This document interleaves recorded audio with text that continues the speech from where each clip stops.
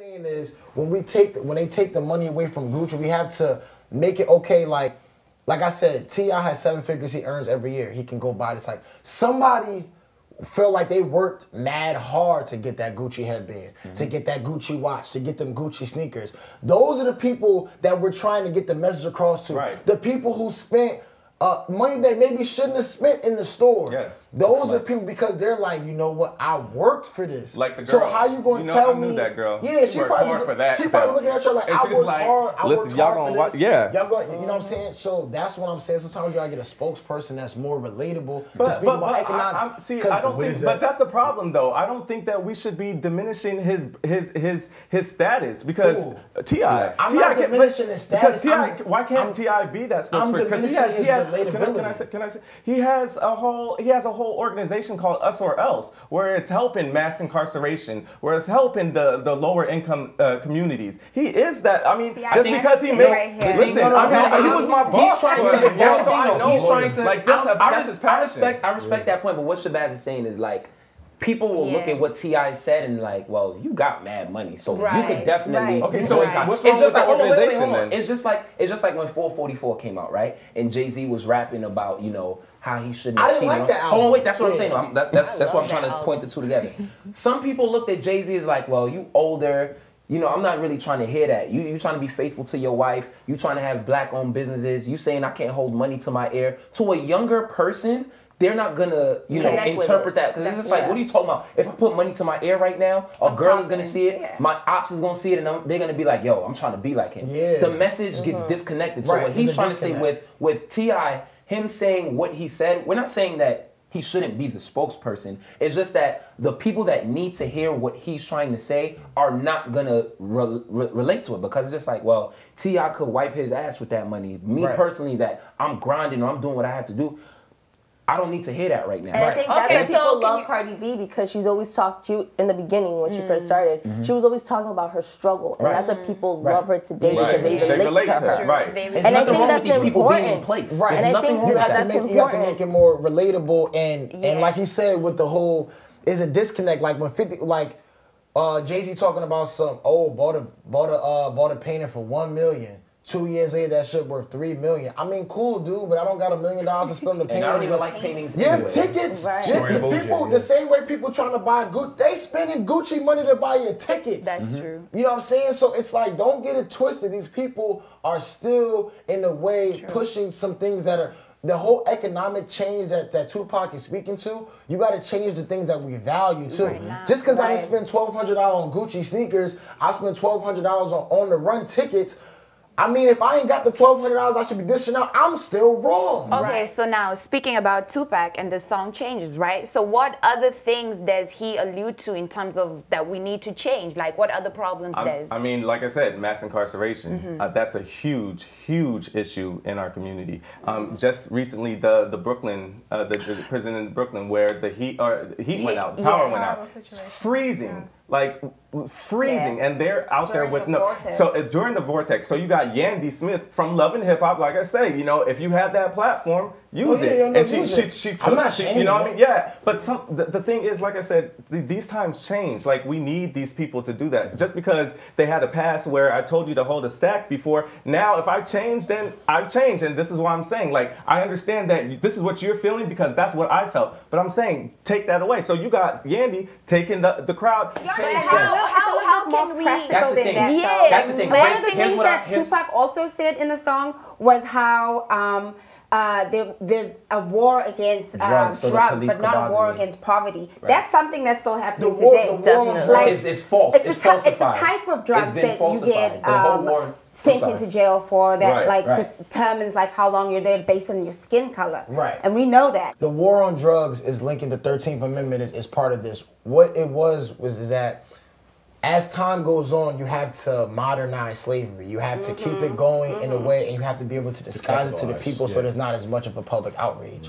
What they've done is they created the war on drugs. The war on drugs was a way to not only get poverty at a certain level, but it was a way to get cheap labor and add another element of capitalism. There's still human capitalism going on. It's just that we glorify it in different lights. Right. What the 13th Amendment, if you haven't gotten a chance to watch it, what it'll basically show you, See, with mass incarceration, the problem is that's something that's, I don't want to say it's impossible to go away, but it's almost impossible for incarceration as a whole, for even wrongly convicted things, with the system in place, because there's a lot of businesses that are really benefiting from that. With the 13th Amendment, that was basically put in place after slavery. So they said, listen, slavery is illegal, but you can... Big butt. Right.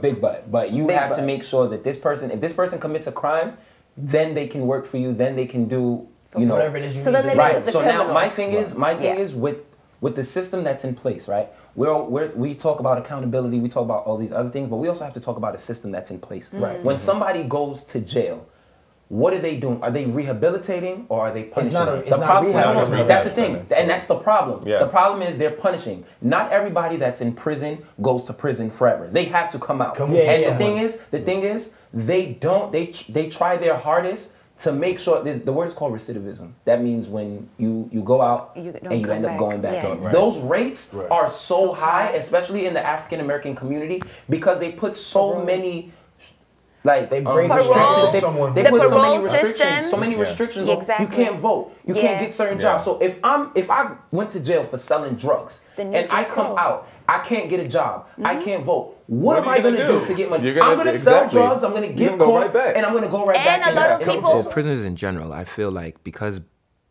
prison is a multi-million, even probably multi-billion-dollar industry, they're not worried about people, turning their life around and becoming good. They want people to come back. They want the recidivism rates to be very high. So they do everything in their power to restrict, people from changing their lives. Somebody's gonna, like I said, somebody's gonna go out who came in for selling drugs. They go back out into society. They can't get a job. They can't vote. They can't impact society in a positive manner. They're gonna do what they went, into jail for, and it's not right. I feel like they need to start rehabilitating people, start, changing laws within reason, of course, with people who have committed crimes. A lot of people who are in jails are not even there because of bail, because they can't even pay bail. Like they can't afford to pay bail. So that's one thing that we need to start working on, the bail system. Two, we also have to acknowledge, as you said, after the 13th Amendment, most of like police, the institution of police were bounty hunters. They were out there chasing after escaped slaves. So that system has just been been replicated. So we got to start with the police. They have to be accountable for killing black people. Absolutely. The racism is a lot of research that has been done and shown how their racial imbalances. Yeah, when you look at the number, like the overall population versus the number of people who are arrested. It's like definitely like, so we have to also start from there, but then how do we start? After slavery ended, and even before slavery ended, the institution of the police has its foundations on the bounty hunters whose main work, and the slave catchers, whose main work was to find escaped slaves or slaves who've escaped from the plantations. And slowly these institutions started molding into what we know as the police force. This is the same case on the continent. Like when it came to colonialism, a lot of the police forces that we have were there in place as a way to put the locals in check. So these are the same institutions that we expect to really have our backs as black and brown people, yet at their core foundation and is the fact that they were there to put us back into oppressive places. So I really want us to, when we're thinking about police reform, we really need to think about what intentions, why did we need a police? In a lot of African societies, we never had police. In a lot of native indigenous societies and their cultures, they never had police. In the Indian societies, they never had police. So why do we need police? And understanding their job is there to implement the law. So what are the other ways in which we can implement the law without the police? Because for me, I think this is just a slave catcher in a legal blue uniform across the world, not just in the US, but across the world. coming from someone like I'm a former detention officer, so I like kind of have an inside like layout and mind state of what's really going on in these like prison systems and secure facilities. Like basically like a lot of these and some of them are privately owned corporations and facilities. They get their money through the bed counts. Like there's a certain quota that you have to meet.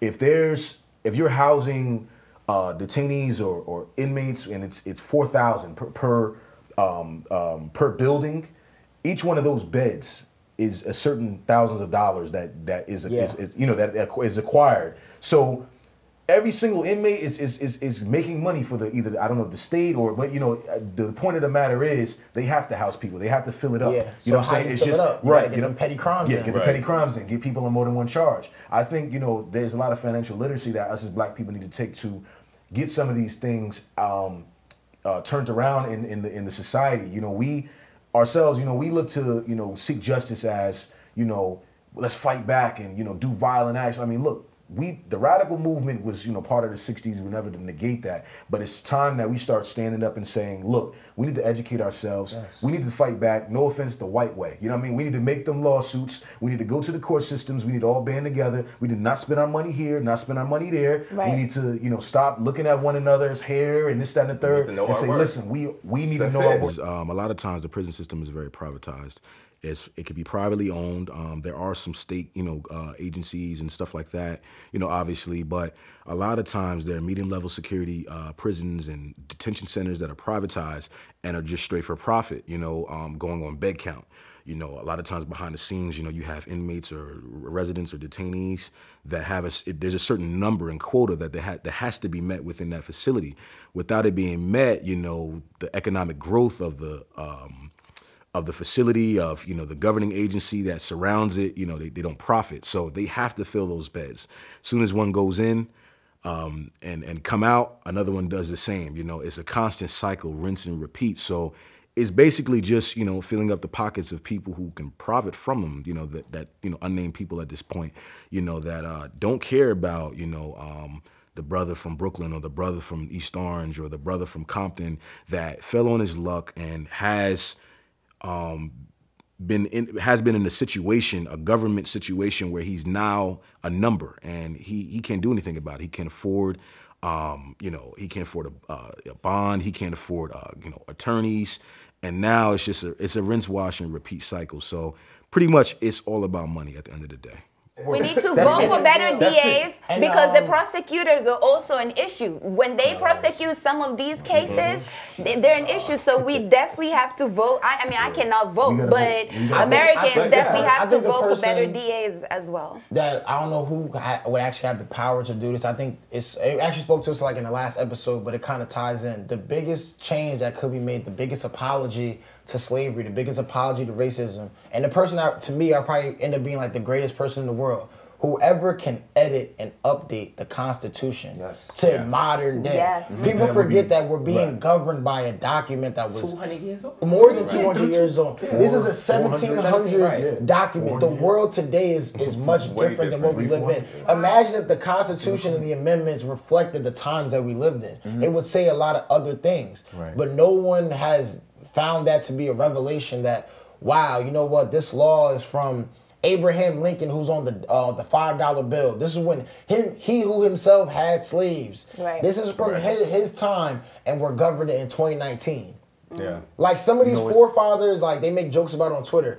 The forefathers would be rolling in their grave right now if they saw what's going on. They was like, they had the Constitution is an old document. It's an outdated document of old. It was governed in the 1700s. Well, if we're progressing everything that we do nowadays, all the new laws, all the new provisions, we're still making provisions to a document that's outdated. So that seems very counterproductive. In your workplace environment, some companies have been around for years, or centuries. Think about it, JP Morgan.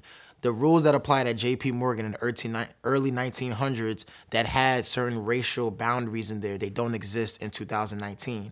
Why is that? Because times have changed. So if we see that across the board in business models and just everything, we update traffic laws, we update so many things. Why are we still making provisions to one of the most racist documents that exist? And I think the person who can figure out a way to I don't know if it's maybe someone's scared. I don't know who has the power to do that. But I think the entire Constitution and those Bill of Rights, all those things need to be updated for more of a 21st century outlook. They have a collective unit to fight towards this agenda. And once we do unify, like Umazi brought up, not being afraid to vote for leaders that work for our best interests at heart. You know, we can't be afraid. To be knowledgeable on these leaders. Yeah. That's the thing. And the elections, it's like the DA. How many people know when you're voting for your DA? Right. Like most people don't even know. So you're very right. Like the small local elections are so important, and like a lot of people don't even understand the importance. Like your city council, your school board. You know, like your school board is really big because the school to prison system. Let's talk about that. So if your school board is not correct, but here's the thing though. Like my question is this: like, is it almost like us as people is it almost harder for us to get together on certain topics when it comes to this? If I ask an individual, because it's not sexy, right? Like, yo, that's the thing. Hold on. If I ask someone and I say, look, yo, like, you know, yo, pop out with me tonight. We about to go. You know, we gonna hit the spot up. Oh, all right, yo, word. What's up? I'm about to hit the liquor. Like, you know, we already planning it out. We ain't even. You know, I don't even know you. I didn't even tell you where I'm going. We have not been able to come together and have political meetings, and that's maybe something that's carried on to But if I tell we weren't allowed together. We weren't allowed together. But if I tell someone, listen, yo, my man, let's rally up the homies. Let's go out to to voting booth and put someone in office that can change something. Oh nah, bro, you a sucker. That's whack, bro. That goes back to the values we have. You know what I'm saying? Like we automatically go. It's not cool. It's like he said. It's not sexy. It's not benefiting me personally. Right. We don't want to do. We have to understand. We have to understand. Like I keep on saying, the power we have, because the crazy thing is, the white people see that we have that power. Literally, we don't. And that's the problem. Like I was working with an organization to get vans to get people from Brooklyn and Queens to take them to the voting booths. Found out that in Brooklyn that day they moved the voting booth to a place where they could, like, people could not get there even through transit. Voter suppression is real even today. Yeah. So like and this was when Bernie Sanders was in the running. So literally they moved it because they knew the power. Because I don't know what struck in our head, but like once in a while we'll all be like, yeah, actually let's do this. Let's stick together. Like when Black Lives Matter first started. It was only it's a hashtag. It sounds good. It sounds like we'll always have for that little moment. I don't know what we need to do to understand that we need to stay consistent with that. Yeah, it's hard because I think that especially with what some people say, about us as a whole race boycotting the NFL. We made a big hit. Like the NFL took a big hit because of us. And the fact that some people say, oh, we have to think of the bigger picture because, some of the players are black. They're not hurting. They're not hurting because we didn't watch the Super Bowl. The NFL is hurting. They're going to be millionaires. They're good.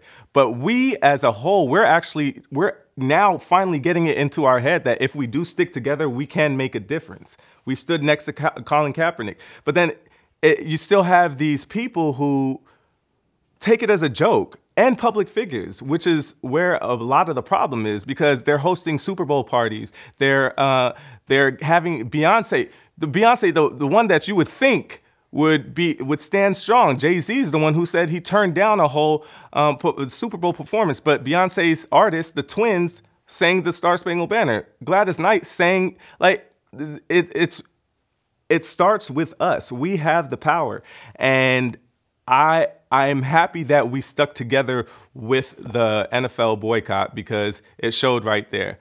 At the end of the day, we need that for ourselves. We need to understand that we have that power, and it showed. One of the points that I want to make is that we do need to restructure our values as a community. And I think one of the ways we can do that is to start within the homes. We keep saying, oh, kids, they idolize these people, they idolize that, they prioritize materialistic things as opposed to growing themselves and their community as a whole. And I think things like that start in the home. You have to tell your children, it means more to have this than to have that. And I think that's where we fail as a people. That's true, because the thing is that even when we look at the times of right after the Black Panther Party was diminished, what they try to do is then go after the black homes. Right. They went after the fathers. Right. So now we have a lot of broken homes, and people no longer know what's actual morale, what's actually valuable, what's how me as a man, as a black man, how I'm supposed to navigate through this world, how am I supposed to treat a woman? Because you just see mom struggling to do everything, and mom doesn't have time to even teach you these things now, because mom has to put everything into.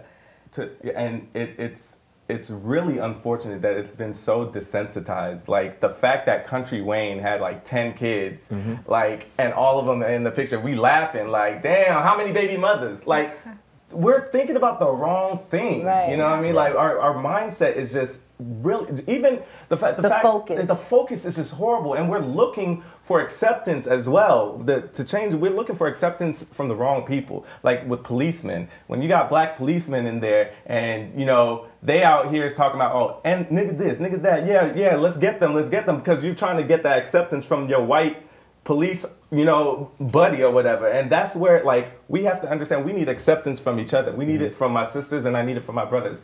That's where I think we're missing it.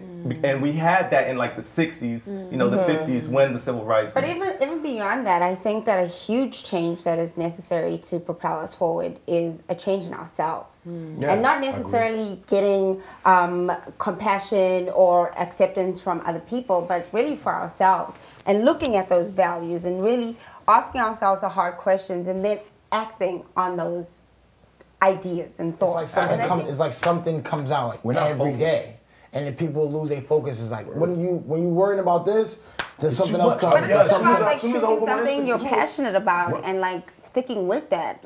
And like really advocating for it. I mean, and most people, and some people is there, but it's just like your mind. Like for example, as soon as you open your Instagram, your Facebook, the first thing you see is ass. The first thing you see is. Who are yours? I mean, look, twerking. Like I'm just being honest. Ain't nothing wrong with twerking. You be like, ain't nothing wrong with twerking. Twerking. All you see is twerking. People, you know, taking selfies and pictures that. Oh, I went here. I'm in, you know, the United Emirates. I'm in Mexico. You know, it's this lifestyle that is like. Looking for acceptance. I think that personally, you know, a lot of times we look at social media, we look at what's out there, the energy out there, and sometimes, you know, we do it for the gram, we world star, you know, but at the same time, you know, what does that message really convey for generations to come? That you know, knock someone out on camera, that you know, shaking your ass or twerking on the gram.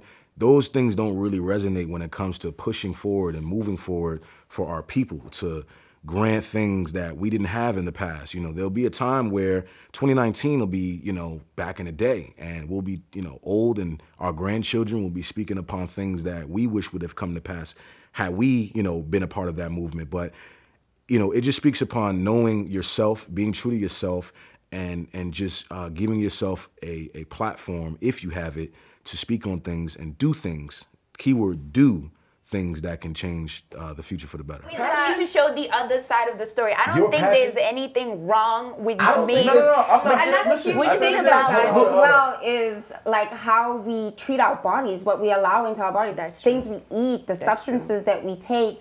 You know, like, are we smoking weed? Are we smoking cigarettes? Like, what about what we ingest and consume? That's something that goes into a lot of times with you know, our cuisine. Do you think Africans eat well?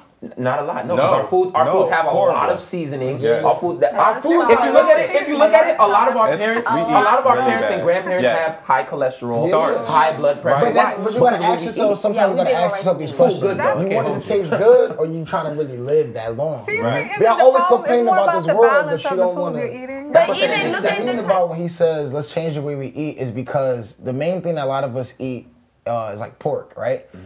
that pig intestines was slave food. Not over here. I know, I understand. You know what I'm saying? In general. But in general, a lot of the Jesus foods, saved us, a lot of the so foods now that we we idolize in like our popular culture, like you know those things. That was the the lowest of the scum of type of food. Like they were just giving us scraps, and then we made do, and then we kind of we put our little we do some salt, and we do what you have to do. So I agree with the whole pig discussion that you're having because I don't eat pork, and it's for a spiritual reason, and I think that's also important because we should change the way we think about spirituality because it's as humans we're 3 parts. We're the body, the soul, and the mind.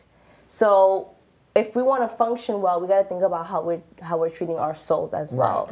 Like swine is not a very cleanly animal to be. That just sounds like a nasty thing. Right, swine.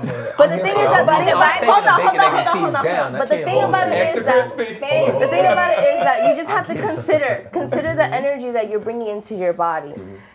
You are what you eat, right? Consider that even the way we slaughter the animals.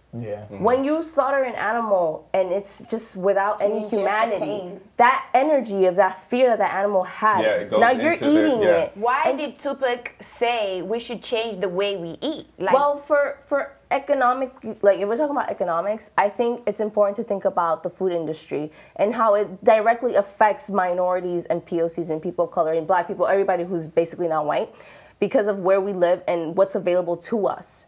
They give us, these high sodium, high fructose corn syrup foods that make us sick. We're getting sick off of the foods that we can't work. Change the way you eat. So when Tupac speaks about us changing the way we eat, the first thing that comes to my head is what is available to us, people of color in low-income society, in low-income neighborhoods. What we have available to us are chips, soda, McDonald's, all these kinds of foods that bring about high blood pressure, bring about diabetes. And it's kind of hilarious to me because I work in the medical field, and a lot of our patients who are of African descendants suffer from, let's say from the ages of 50 and above, suffer from high blood pressure and diabetes. This is a real issue that's happening. I think Tupac is trying to make the point that we have to really pay attention to the fact that, okay, we're limited with resources. It's true. We don't have organic foods near us. And the organic foods that we do have around us are very expensive. And it's more of us being more conscious of all the forces that are against us. Because once you identify the demons, you can work to, I guess, kill them or just change the narrative. Like, all right, we don't have Whole Foods, for example. That was the big one. We don't have Whole Foods in our neighborhoods. But we have, let's say, Family Dollar. That's the one you'll see. Or the 99-cent store, which everybody tends to go to when they need their hauls or they're sick, because it's cheaper in the 99-cent store than CVS. Like, this is serious. Like, and I think for us, it's more of just being conscious and also having a deeper understanding of what this means, of how much work we really have to put in to survive as people, and also what we should be protesting towards. We should be protesting towards the food that is available to us and finding ways to change that. What are the ways? I'm trying to figure that out myself. It's money. But what Tupac is saying, back to her point about the swine, is because it's a value thing. The pig and those type of food, it wasn't valued as something, it was scraps. So by you letting that into your body and you putting that, you see yourself as essentially scraps or bottom of the barrel of food. But even bigger than that, I believe that everything is metaphysical. Everything carries an energy. Everything carries a spirit. So when you put things into your body, regardless of what it is, you're carrying that energy and that spirit into yourself. The economy and what we eat is definitely... Food has a high frequency. Vegetables have a high frequency. Coincide, because if you think about it, if you go to McDonald's right now, a salad costs more than a regular cheeseburger. The cheeseburger does more damage than the salad would do. You have Whole Foods. Most expensive Whole Foods is so expensive, but it's very compared to regular groceries. Listen, Whole Foods, you have all the healthy food, all the stuff you need to put into your body that will make you healthy. But the person who lives in the hood can't afford the Whole Foods. Can I say something to that? I just want to land. We don't have a Whole Foods in these low-income neighborhoods. The Whole Foods are in the more gentrified areas, and that's a problem. We don't have access to these foods. We could go to the grocery stores, but they don't have the same quality food as Whole Foods. So we get, when they give them the food stamps, when they give them all the benefits needed, what do they get? The cereal that has a lot of the sugars in it, the Kool-Aids, the fruit punch that has all the, they don't have the 2% milk. They don't get that. They get the whole milk. All the stuff that is in these neighborhoods aren't the same in the neighborhoods that are more, you know. There's a reason why there's a chicken spot and a Chinese restaurant on every block in these neighborhoods. If you go to these gentrified neighborhoods, there aren't that many Chinese or fast food restaurants in their areas. They have the more healthy options. Strategic. Everybody can travel 15, sometimes on a standard hood to suburb, you probably talking 10 to 15 miles. Right. But then at the same time, I would say this too, you know, when you're a single mother in the hood struggling, black woman, and you have 3-4 kids, that McDonald's, you're gonna walk out of Whole Foods with 2 bags worth $200, and that's a problem. And that's a problem. That's the issue we're saying. You need to feed your children. So it's intentional. It's intentional because if you really think about it, our bodies, like our bodies, if you're sick and if your mental frequency is not at its peak, it's not at its potential. You know, your spiritual energy is not at its potential. It's very easy for you to snap at people. You know, like the Snickers advert, like when I'm hungry, like you know that advertisement is very real in terms of how we react. So, you know, Tupac was very intentional about that because once we start changing the way we eat, a lot of things in our life will start changing. We'll start thinking better because I think the point goes further, though. I think the point really goes further, drawing back to his point, change the way we eat. We can look at it on a food perspective, which is very literal, but I look at it as, you know, very, you know, much more outside of the box than that. Change the way we eat. We're digesting toxic on social media. We're digesting toxic in the world. We're digesting toxic amongst ourselves. We're digesting toxic music. We don't feed our bodies with things that can nourish it. You know, exercise. We don't, you know, eat broccoli. We don't look at things that can enlighten the mind. We don't read history that can teach us to, you know, move better as in a future sense. We don't do any of these things. So we need to feed our bodies better, feed our minds better. I think that's the important thing to look at. Changing the way we eat, you know, just like Tupac said in his song. I mean, there's other rappers I can name, but driving home, you know, Tupac with that message, it just speaks on so many levels. I think eating is one thing that we literally do every day. You know, it's very, you know, change the way you eat, work out. You know, it's something that I can just say to anyone, and, you know, it's right away you understand what I'm saying. You know, health is wealth and things of that nature. But if we think of it on a broad spectrum, you know, eating, like meaning what we receive and what we put into our bodies as far as mind, body, spirit, you know, what our eye gate is, you know, looking upon, what are we reading, you know, constantly. I myself am a victim of being on social media, you know, hours on end. And there's actually there's a part of Instagram where it shows you how long you've been on Instagram today. And I don't do that with books. I don't do that with just enlightenment. I don't do that. So I'm speaking on myself. I need to change that behavior every day. It's a constant struggle. You know, I'm not perfect, but that's just what I'm speaking on, that, you know, we need to feed our bodies with better things. You know, everyone's not going to be the same religion. Everyone doesn't have the same views. Everyone doesn't date heterosexual. We're all different, and we're all in a colorful world and have many diverse backgrounds, but it's important that we do put more positivity instead of the negative in ourselves.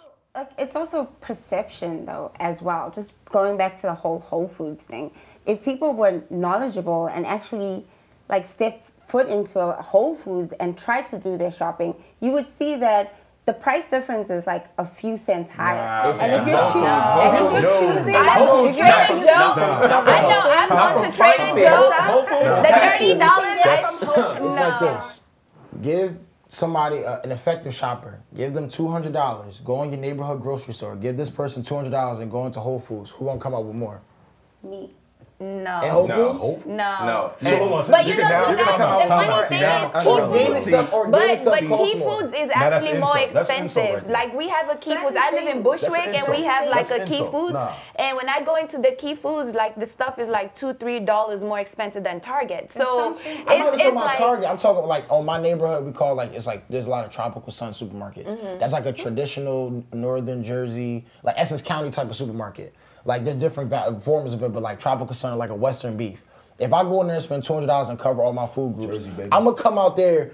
You know what I'm saying? I could probably come out there on some like, yo, the bag's gonna be the bag's over here. I'll be crippling fingers. I go to Whole Foods and spend $200. Or Family Dollar.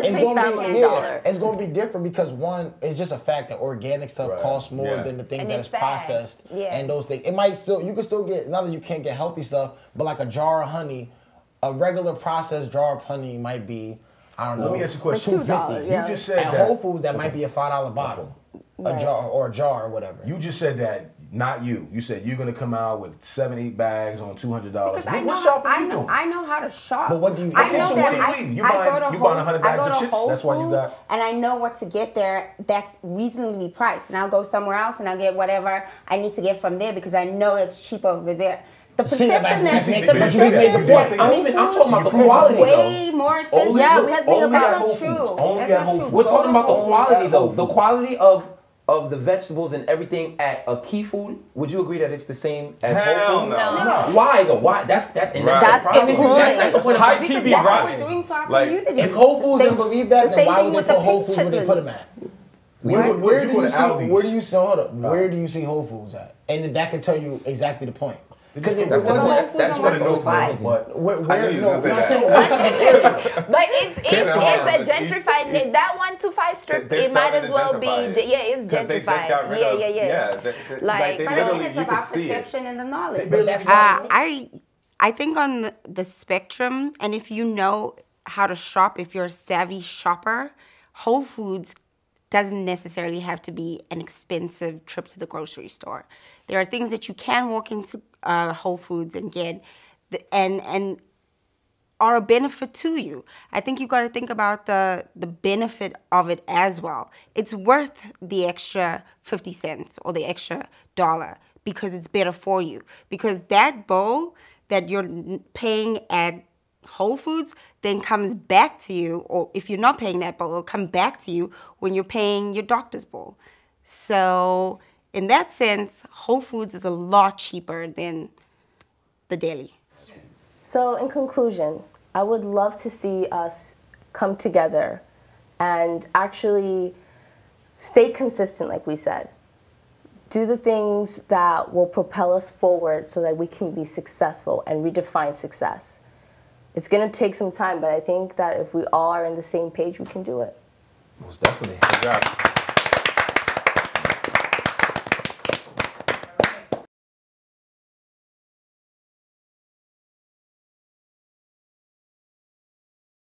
Businesses that don't respect black people, let me say black people instead of everyone, because, you know, we get the most disrespect. We have brands doing blatant blackface. You can't say, oh, we didn't know, or we have diverse. You don't have any diverse people on your team, because if you did, you would know that what you put out was racist. So I just feel like these brands need to be boycotted. These brands need to be, they don't need our support anymore. Our money holds weight. So if you cannot respect us, if you cannot show us the proper, you know, respect that we deserve, then we will not support you anymore.